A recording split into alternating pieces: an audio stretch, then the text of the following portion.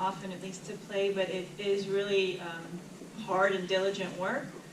And the majority of the work is done after the ceremony or after the experience ends in everyday life, in this reality. As we talk about the concept of psychedelic integration, it's important to remember that there aren't really any formal bodies of knowledge or work or theories around it. When I was a student here at Antioch and did my master's dissertation, I pieced together my own theory of integration, the way that at least I understood it, based on these different existing theories that have been suggested by the Grandmasters of Psychology, because I felt like they decoded the human condition in a way that is very similar to what I've encountered in psychedelic states, and particularly I favor Jungian theory. I do feel it provides an excellent meta map of the arching trajectory of psychedelic work and psyche work with the psychedelic experiences for people who utilize them continuously on an ongoing basis.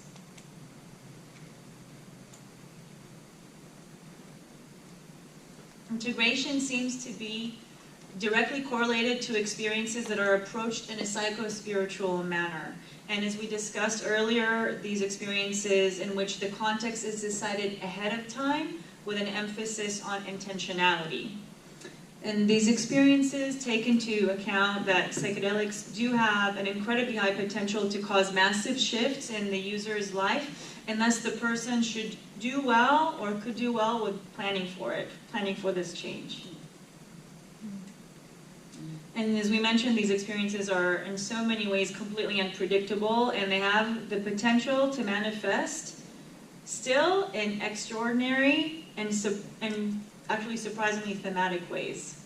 So it could be the same person, same dose, same set and setting, same environment, same controlled environment, and the experience will be completely different, yet there could still be some very distinct themes across these experiences.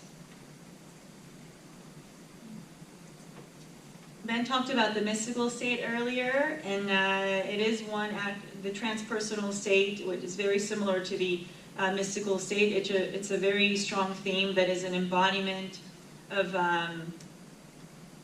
really an experience that is beyond the individual. Trans means beyond, so beyond the individual, outside the individual, that encompasses wider aspects of the psyche, of humankind, of life, and of the universe. And it is typically ineffable, again, that word that we use when we don't have other words to describe. And still it does have certain characteristics that describe it. As Ben mentioned, feeling of interconnectedness with all things, encounter with different archetypes and symbols and beings and creatures like Buddha or the devil. These are symbols that are very strong in our collective psyche, our collective pool of consciousness, heaven and hell, motherhood, childhood. Also perhaps experiencing a death or a rebirth as a completely new being, or actually you might get to experience your own original birth. You would go back to being a baby in your mother's womb and experiencing the birth canal. And also experiencing singularity with God, the non-dual state. So those are only just some of the characteristics that describe the transpersonal state. And Stan Grof wrote a lot about the transpersonal state.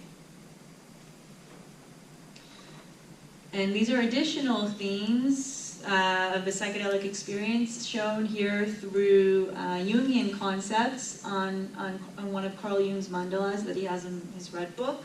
So archetypes of the shadow, the self, highest self, the ego, the personal and collective consciousness and unconscious.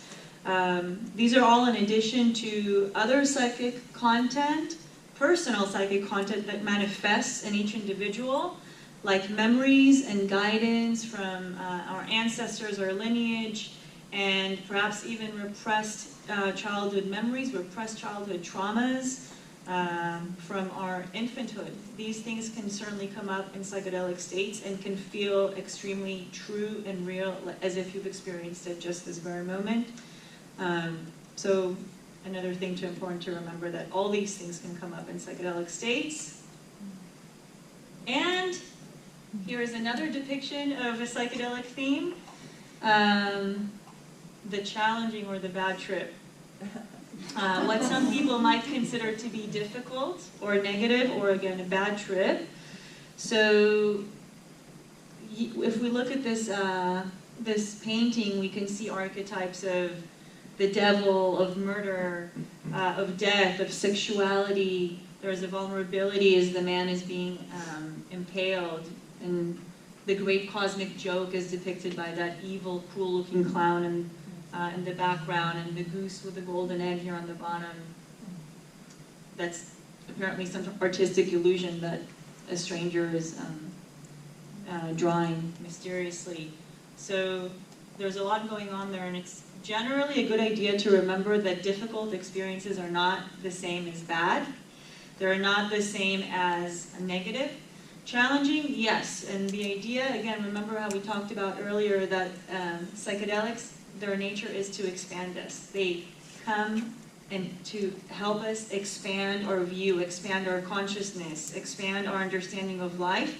And this is beyond the user's own perceived limitations, and the stretching and expansion is uncomfortable. Okay? But it doesn't have to be bad, it doesn't have to be negative, it doesn't have to be experienced as just a horrid, intolerable experience. There are ways of navigating that space that can remove that terminology, so we can approach the experience with more agency and more of understanding of really what there are to be lessons, like a school.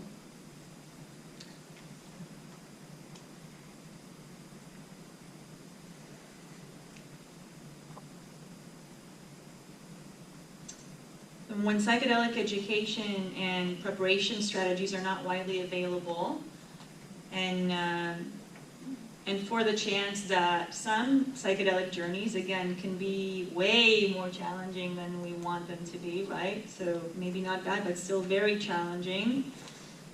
Here are some of the effects that a person that is underwent a challenging experience can might feel these effects. And a good rule of thumb for all but the last 3 effects listed here are that these effects should subside within 24 to 48 hours post-experience. And in the case that they don't, or in the case that they persist, it's a good idea to defer to a mental health professional that's familiar with altered states and the psychedelic experience. And then excuse me. There's my cursor again. As far as the last 3, so some experiences can be re-traumatizing in the case that old trauma does surface and gets reinforced within the altered state. So as an example, unfortunately there are many stories of individuals who approach ayahuasca work to resolve sexual trauma, and again, numerous stories of these individuals being taken advantage of by the facilitators or the shamans as they are under the influence of ayahuasca. Oftentimes